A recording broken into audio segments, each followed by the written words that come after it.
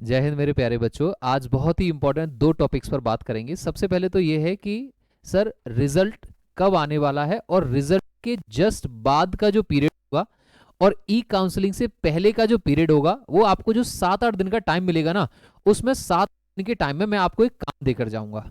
ठीक है, सारे पेरेंट्स को, आप भारत में किसी भी स्टेट में हैं, आप किसी भी स्कूल को आपने चूज किया है, बट आपको वो काम जरूर करना है। सर ऐसा काम क्यों करना है, आप नहीं कर सकते, मैं करता रहूंगा, मैं करता रहूंगा, बट आपको अपनी संतुष्टि के लिए अपने लेवल पर भी अपनी ऑफिशियल वेबसाइट से, सैनिक स्कूल की ऑफिशियल वेबसाइट से वो काम को करते रहना है। वो काम ये है कि देखिए, कुछ मैं स्कूल्स का नाम लेता हूं।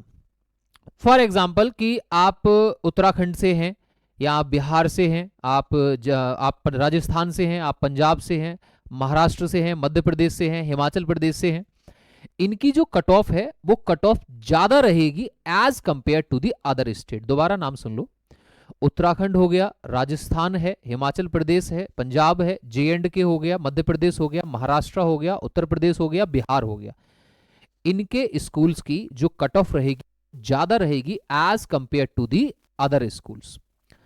दूसरी बात यह है कि अगर आप जनरल कैटेगरी से हैं, अगर आप ओबीसी कैटेगरी से हैं, या आप डिफेंस कैटेगरी से हैं, और अगर आप, जिन मैंने नाम लिया है, अगर आप उन स्टेट से आते हैं, तो आपके मार्क्स लगभग लगभग 250 या उससे ज्यादा तो होने चाहिए। और आपके मार्क्स अगर 200 से कम है ना, या 220 230 से, आप अपने बच्चे की तैयारी अगले साल का स्कूल आरएमएस का एग्जाम है उसकी तैयारी शुरू करा दीजिए। दूसरा, जिनके मार्क्स 250 से ज्यादा हैं इन स्टेट्स के लिए, या फिर जो नॉर्थ ईस्टर्न स्टेट्स हो गई, जो साउथर्न स्टेट्स हो गई, आपके मार्क्स अगर कुछ कम भी हैं, ठीक है, और अगर आपके मार्क्स 200 जनरल वालों के मार्क्स हैं, अदर स्टेट्स की बात कर रहा हूं, अगर आपके 235 240 245 250 255 हैं, तो आप अपने डॉक्यूमेंट्स रेडी कराइए। आपके डॉक्यूमेंट्स की वीडियो मैंने यहां पे अपलोड कर रखी है, वो डॉक्यूमेंट सारे आपके पास होने चाहिए। क्लियर है? और जिनके मार्क्स कम है ना, उनको मैं पहले से बता दूं, देखो, अगर आपके बच्चे की डेट 1 अप्रैल 2013 से के बाद में है 6th क्लास के लिए, और 1 अप्रैल 2010 के बाद की डेट है क्लास 9th के लिए, और आपके मार्क्स कम हैं, तो आप उम्मीद में मत रहिए। ऐसा ना हो कि आप किसी एक ऐसी चीज की उम्मीद में बैठे रहें जिसमें एडमिशन ना हो, और आने वाला जो समय है, ये समय है अपने बच्चे का 2025 के लिए बेस तैयार करने का, उसकी बुनियाद, उसकी नींव स्ट्रांग करने का, वो समय बर्बाद ना हो जाए।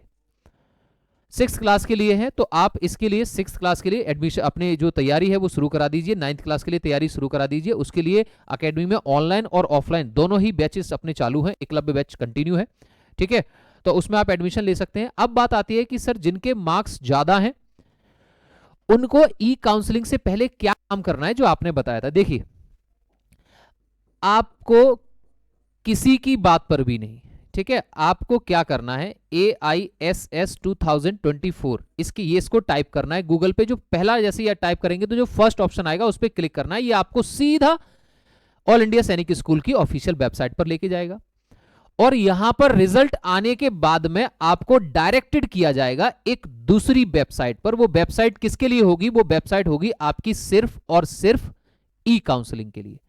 रिजल्ट आप इस वेबसाइट से डाउनलोड करेंगे, जिसके लिए आपको अपने बच्चे का एप्लीकेशन नंबर चाहिए होगा और उसकी डेट ऑफ बर्थ भी चाहिए होगी रिजल्ट डाउनलोड करने के लिए।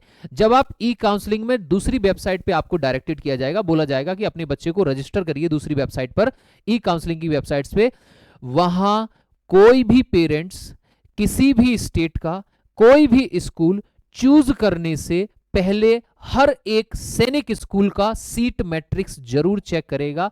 आप अगर एक पर्टिकुलर स्टेट में आते हैं, यहां इस स्टेट में आपकी कैटेगरी की सीट नहीं है, तो आपको जितने भी बाकी बचे हुए जो 32 सैनिक स्कूल्स हैं, वो सारे 32 सैनिक स्कूल्स की आपको सीट मैट्रिक्स चूज करनी है। वहां कुछ पर्टिकुलर स्टेट के लिए भी आपको सीट्स रिजर्व करी गई हैं, वहां आपके अच्छे चांसेस रहेंगे। होम स्टेट, मैं बार बार बता रहा हूं, आपको होम स्टेट जरूर चूज करना है। होम स्टेट आपको इसलिए चूज करना है कि आपके बच्चे, आप दुनिया भारत में कहीं भी जाना है, आप बेशक जाइए, लेकिन होम स्टेट इसलिए आपको चूज करके चलना है। अगर कहीं भी एडमिशन ना होगा तो अपने होम स्टेट में कम मेरिट जाएगी as compare to the other state, इसलिए आपको होम स्टेट चूज करना है। बार बार बच्चे को रिकंसीडर में नहीं डालना है। ऐसा ना हो कि किसी स्कूल में आप बार बार सेकंड और थर्ड में रिकंसीडर में डाल दिया और सोचा कि अगले जो राउंड होगा उसमें हम इसको चूज कर लेंगे और वहां अगला राउंड ही नहीं हुआ। तो रिजल्ट आने वाला है, कब आने वाला है? देखिए 10 मार्च तक आपका, 10 मार्च जो 10 कहा, अराउंड 10 मार्च आपका रिजल्ट आ जाएगा, यानी कि 2-3 दिन में आपका रिजल्ट आने वाला है। रिजल्ट के बाद आपको बहुत थोड़ा सा टाइम पीरियड चलेगा, दूसरी वेबसाइट पर जाके आपको बच्चे को रजिस्टर करना है ई काउंसलिंग के लिए, और वहां रजिस्टर करने के बाद आपको सीट मैट्रिक्स जरूर चूज करनी है। कोई भी पेरेंट्स बिना सीट मैट्रिक्स के चूज नहीं करेगा किसी भी स्कूल को। आपको सीट मैट्रिक्स चूज करने में, आपको रजिस्टर करने में, आपको वेबसाइट पर स्कूल को फाइंड करने में कोई भी प्रॉब्लम आ रही है, आप कमेंट ड्रॉप करिए। मैं, आप देख भी रहे होंगे हर वीडियो में अनुज सर बार बार पर्टिकुलर कमेंट्स को रिप्लाई कर रहे हैं, मैं वहां कमेंट देने के लिए आपके साथ बैठा हुआ हूं, ठीक है। बाकी अगर कोई भी आपको समस्या आ रही है तो परेशान होने की जरूरत नहीं है, आपसे हम जुड़े हुए हैं। आज का सेशन यहीं स्टॉप करते हैं। Jai Hind, thank you, take care.